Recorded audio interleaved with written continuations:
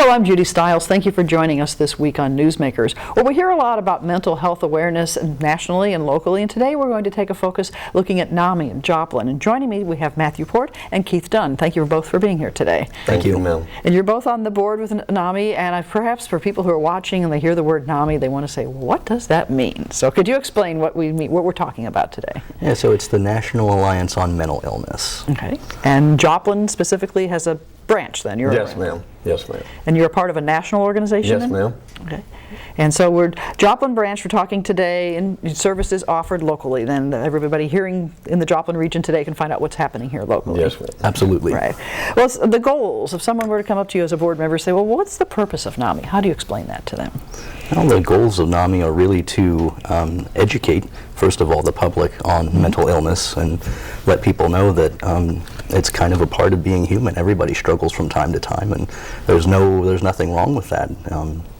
And essentially, we also advocate for people who struggle with it in a variety of settings. Keith, do you want to talk to that at all? We also have a lot of meetings where consumers can talk and discuss what they're going through and how they've dealt with stuff, to help others understand what they may need to do to help themselves. So a lot of support through the organization. Yes, ma'am. And then we also do a family-to-family where family members can understand more about the mental illness to help them deal with the things that they're dealing with, because sometimes we go through a lot that's very difficult, and even though our family members may be going through it, we're having to be able to deal with it. My wife deals with bipolar, and I deal with anxiety. So it's kind of a twofold here with me and her, because we both deal with each other. And she's supporting me a lot. But it's just so we can all be able to talk about what's going on, how we're dealing with stuff, and how we're not dealing with stuff, and how our medications can cause a big issue, especially if we try to get off of them. And so that's where we're trying to make sure that each one of us understands that you're not alone. We're here to help each other through this, to sometimes help carry somebody if they need it, because we all need help at certain times in our lives. And I'm grateful for NAMI. NAMI's helped me through a lot. So it's internal as well as external education, Yes, as far as the ma'am. organization working. And as you can see, if our audience is wondering what's on the desk, we have a lot of resources available as Yes, well. ma'am. So people just have questions, they can turn to NAMI and find out just education, basic. What Yes, does ma'am. this mean? Absolutely, absolutely. Through the classes, they offer a wealth of resources on different types of mental illness, but then also how to support oneself, but then also the person who's struggling with it, as Keith had very kindly pointed out. Now, nonprofit organization? Yes, ma'am. Yes. Everything we do is free to the public. We do take donations. Right. We survive by donations and our fundraisers that we do.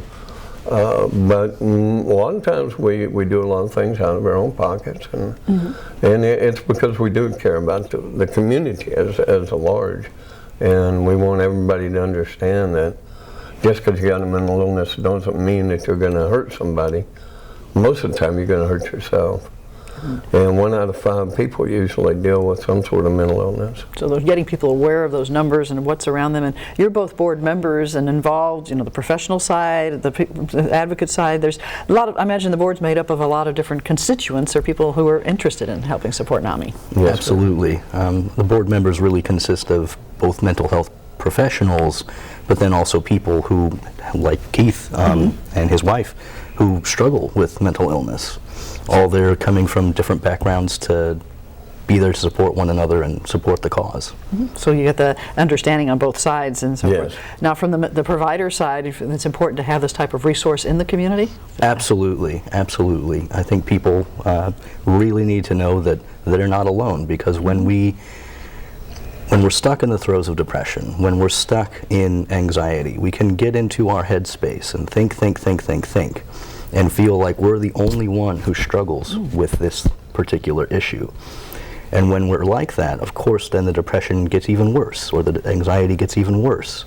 And so knowing that we're not alone, having a sense of what we could call common humanity, really can help us understand, oh, it's not just me who struggles like this. So there's a lot to be said in peer support, peer Yes, understanding, ma'am. and working Yes, ma'am. things together. We do have a peer-to-peer support, and we also have a professional Oh, okay. group that meets, and they can understand a little bit more about what the people on the other side of the table are thinking.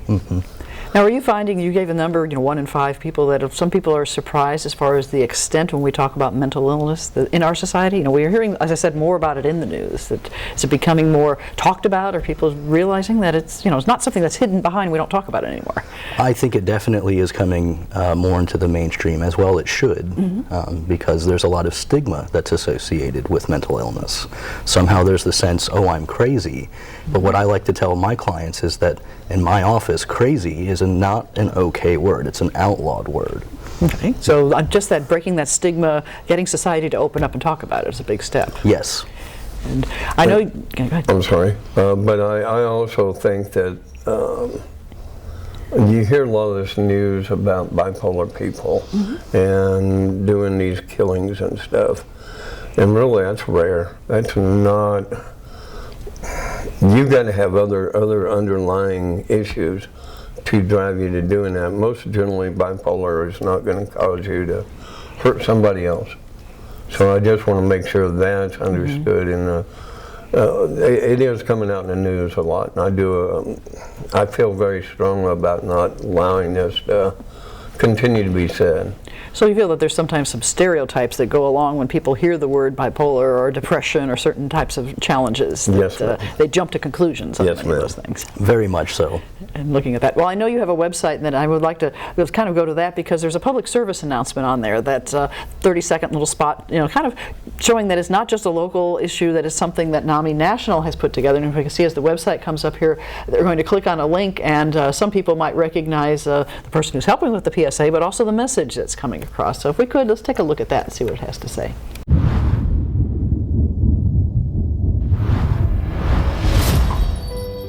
You may not realize it, but these words, often used to describe someone with a mental health condition, can be very harmful. In a country where 1 in 5 people are affected by a mental health condition, it's time for all of us to step up and change the conversation.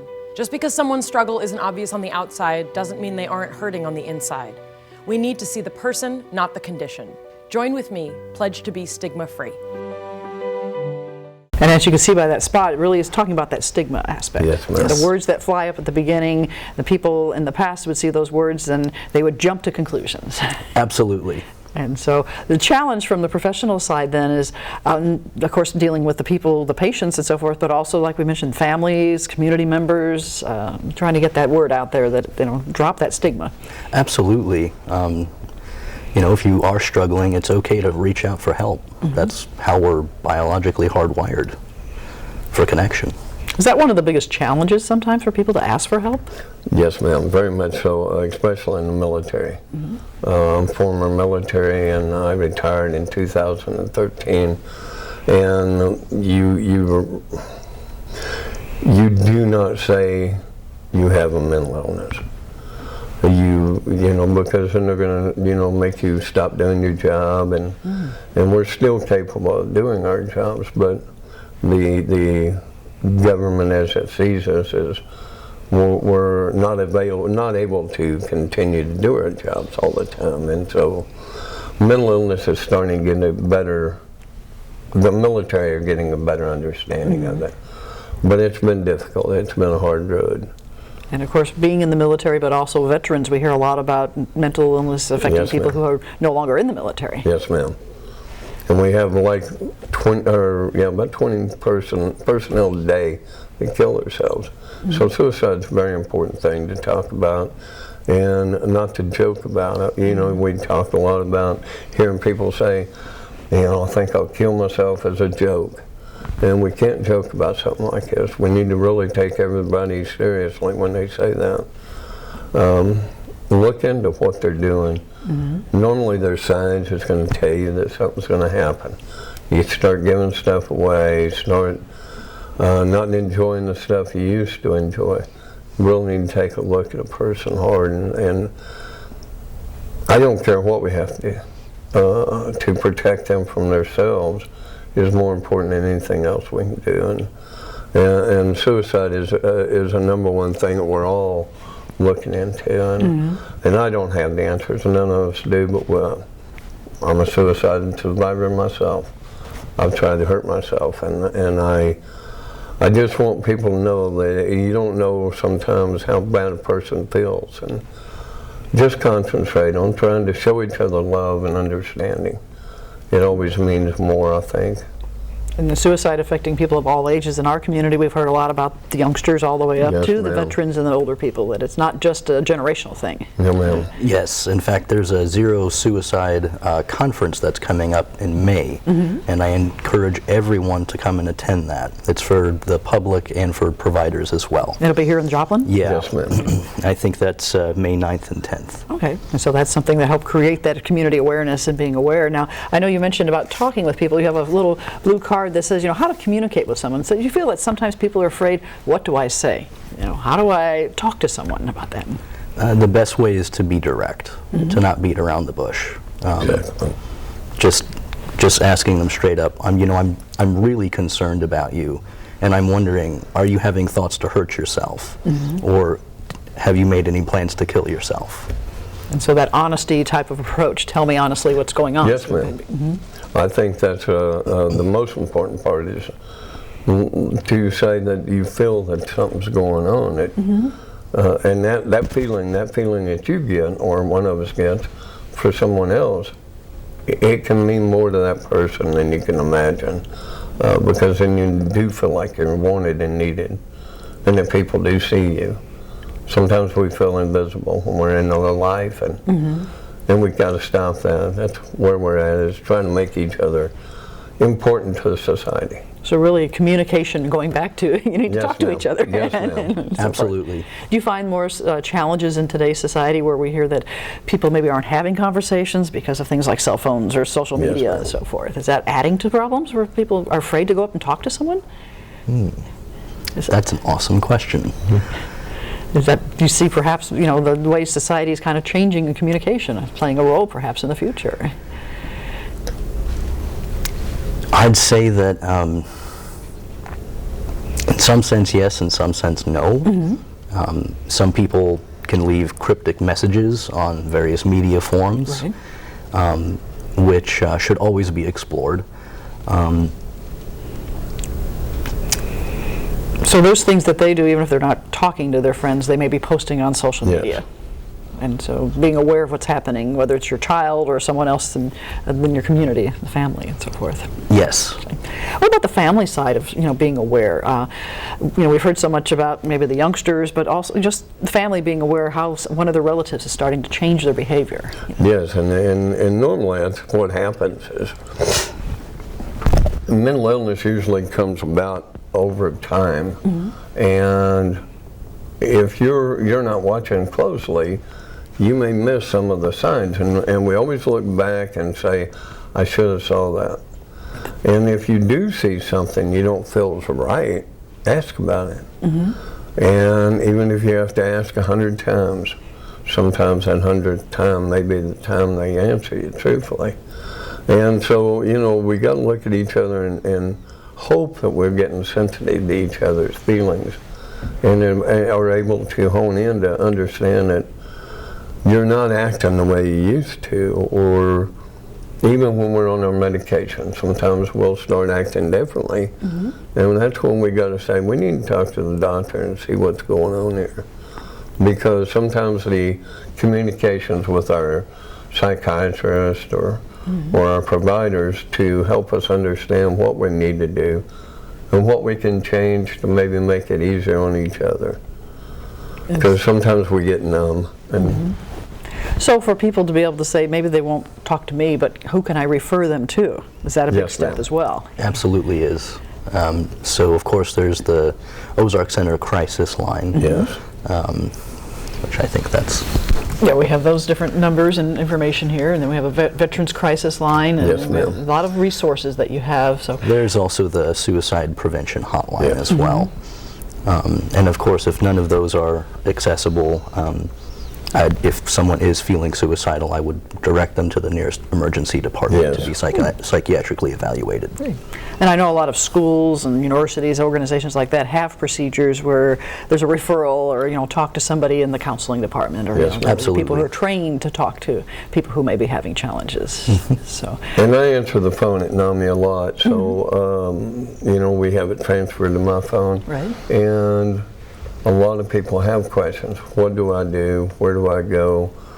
We don't have all the answers, but we try to find out what we can and pass it back to them. We got a lot of good providers that are working with us, that we got answers to questions. Sometimes we don't have all the answers, but we have access to most people. You have the resources that you can give them to get those answers.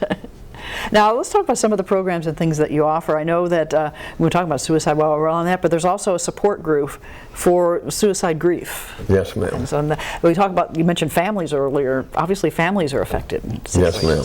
Big time. So tell me what happens in the suicide grief support group. What type of support people might find with that? You're going to find where you want to know what you could have done different, and there's no one answer. But with each other talking about it, we can pick out little things that maybe we could have saw that we can help somebody else to watch for the same things. You're right, our children are killing themselves more and more, and this is unforgivable. Something we're doing, we're not teaching our children right, or something, we're not seeing stuff. And it does help in the class. My wife is also an instructor, and she helps lead that class. And it's to understand from the perspective of someone that tried to commit suicide, to help explain to people how they felt at that time. And maybe it'll help somebody else understand what they could have done. These classes will help you develop something that may help in the future to say this is what may be what's causing our epidemic. And maybe there's something we can do to change it. This is what we're finding. It's sort of research. I mean, we're not researching nothing. We're just trying to help each other through. But you're giving the information that you find through the research and the organizations that are doing that. So a community as a whole, the more people become aware, the more we may help solve the problem he's referring to. Absolutely. And the more that join up with each one of the groups. There's so many different groups out there that we're NAMI's even got that will help multiple people, not just not just the mentally ill. A lot of people. I noticed the brochure you have, and you have some others there, but something called Family to Family. So that's a program that you have going on now as we're recording this, but it's something that you offer on a regular basis. How does that work? What's involved with that program when you're talking about family to family support? It's an education type program. Yes, ma'am. And we do have a class going on right now. And what we do is we have booklets that we follow, and we read out of that. We also give our experiences in it. And we had a gentleman that's in one of the classes that happened to mention, I really enjoyed this. It's really opened my eyes to how our children are thinking of things. And so we just got to look at the training that we go through, and we have to take training to be able to give these classes so that we don't make mistakes and just use our own thinking, because we get stuff mixed up. So it has a structure, a class, yes, ma'am. Basically a curriculum that you follow for people, that consistency. So forth. Well, Matt, it sounds like that NAMI then depends on a lot of volunteers. I mean, a lot of, just looking at the brochures and things we have on the table here, you have a lot of offerings, but volunteers play a key role. Absolutely. It's not just the board members either. There are NAMI volunteers that come to every event or volunteer to sponsor different groups like the art therapy group, the creative wellness group. Now, creative wellness, tell me about that. What do they, is it just a chance to express yourself through art? It absolutely is. I actually haven't attended a class yet, but basically community members get together and there's a facilitator who basically helps these people express themselves through some type of creative medium. Okay. So the pictures on the wall in the NAMI office are outstanding. I mean, some of Created these, by the people who attend these sessions. Yes, ma'am. yes, just incredible. And there's going to be an art exhibit, and some of our art's going to be put on there. And so it's awesome how NAMI's actually working with the community to find ways to express what we are doing. And the walk is another good example, how we get the community to understand what we're about and to see where we're at, and to help finance the organization by joining up and making a group to walk.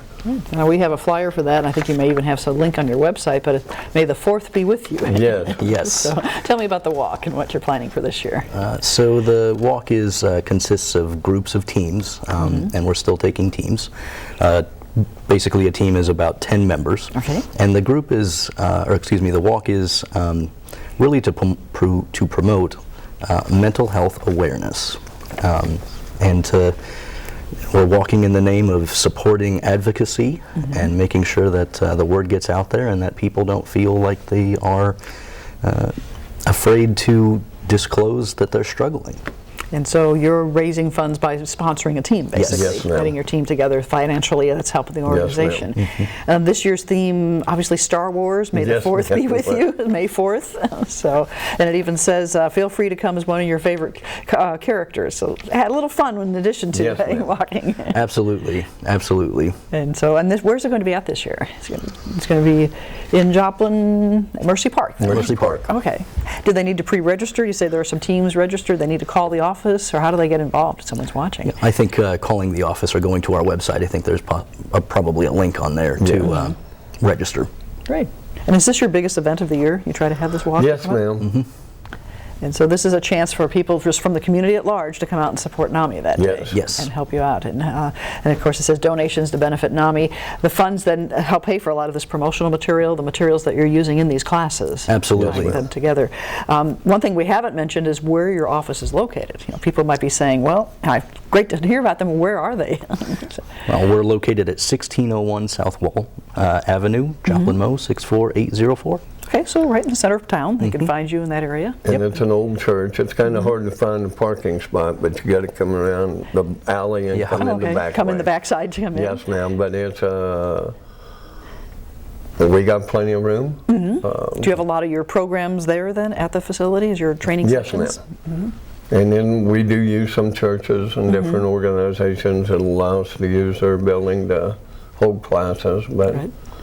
And office hours, as far as throughout the week, there'll be people there, your regular, or kind of who's volunteering, or is it kind of not vary? too many people at the office, except during when we have our meetings. Right. I answer the phone most of the time, Okay. so pretty much 24 hours a day.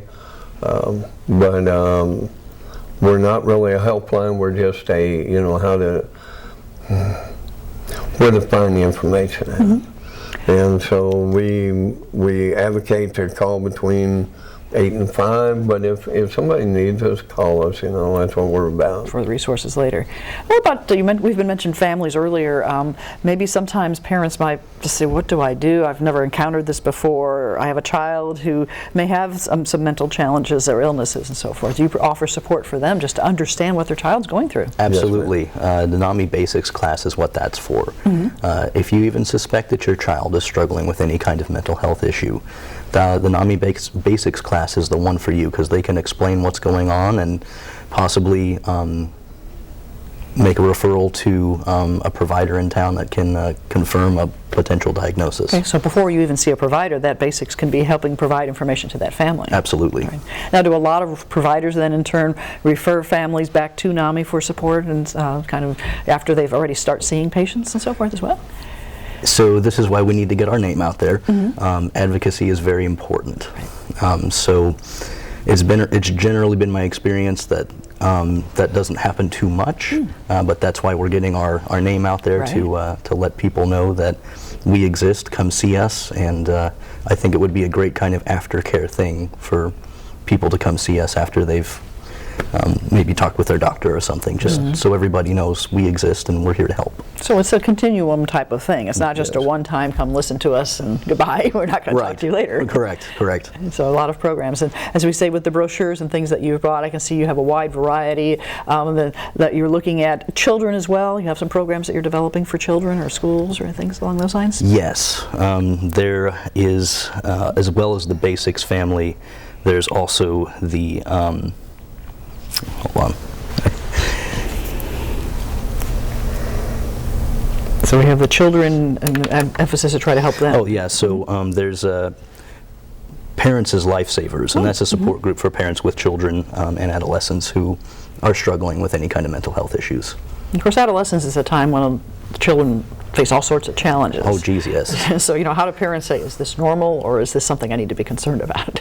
And so the classes can really kind of help to parse that out, because specifically with mental health diagnoses, there are symptoms to be on the lookout for. Good. So you're both involved with the education and the advocacy. I know you're both committed by being on the board and working together. What would you say is your main goal that you would like to accomplish with NAMI here in Joplin? I can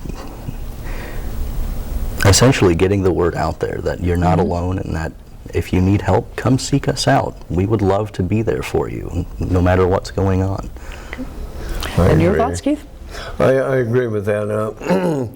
To try to let people know that if you are struggling with things, there are people out there who want to talk to you, want to try to help you understand. Also, I want to have people understand that sometimes when we're going through mental illnesses before we get a diagnosis, sometimes we're self-medicating, drugs and alcohol. And so when the police get involved, we do have police officers that help with mental illness. I forget what they're called. So CIT officers. CIT officers. And if you do have someone dealing with mental illness, those are the officers to get a hold of. They understand more about the mental illness side, and they try to help.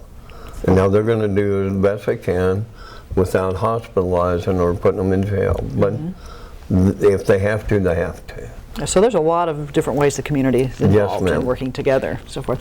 Well, I know that we've covered a lot of information. If people watching, and we saw your website, if they need more information, we'll provide that information as well. Yes, ma'am. I'd like to thank you both for being here today. Thank you very much. Information. You're welcome. And I'd like to thank you, the viewers, for joining us this week on Newsmakers. I'm Judy Stiles. Hope you can join me again next week at the same time on this station. We'll see you then.